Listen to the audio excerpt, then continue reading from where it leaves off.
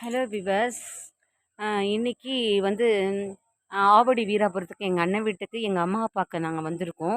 நீங்கள் கூட பார்த்துருப்பீங்க, எங்கள் அம்மாவுக்கு 93 வயசு. பாட்டெல்லாம் ஏடு குண்டலவாடெலாம் பாடினாங்க இல்லை, அவங்க தான். அவங்க 6 இயர்ஸாக எங்கள் அம்மா இங்கே தான் எங்கள் அண்ணன் வீட்டில் இருக்காங்க. ரொம்ப எங்கள் அண்ணன் வந்து நல்லா வச்சுட்ருக்குது. அவங்க ரொம்ப சந்தோஷமாக இருக்காங்க. எங்கள் அண்ணியை நல்லா வச்சுட்ருக்காங்க.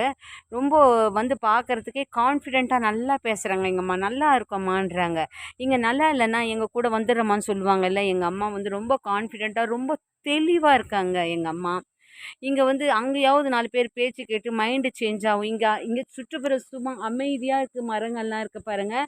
இதெல்லாம் பார்க்கவே ரம்யமாக இருக்கிறதால அந்த அம்மாவுக்கு மன நிம்மதி கிடைக்குது இங்கே. ஸோ அந்த அம்மா ரொம்ப அமைதியான முறையில் ரொம்ப நல்லா இருக்காங்க. அதை நினச்சா எனக்கு ரொம்ப சந்தோஷமாக இருக்குது.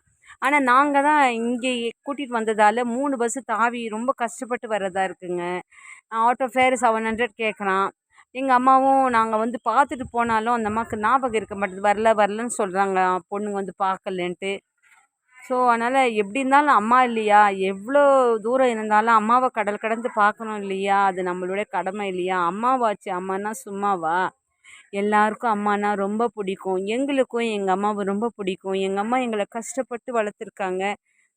எங்கள் அம்மா நோய் நொடி இல்லாமல் நல்லபடியாக இருக்கணும். எங்கள் அண்ணன் எங்கள் அம்மா வச்சுருக்காதுல, அவங்களும் நோய் நொடி இல்லாமல் சந்தோஷமாக இருக்கணும்னு நான் ஆண்டவனை பிரார்த்திக்கிறேன். நன்றி, வணக்கம்.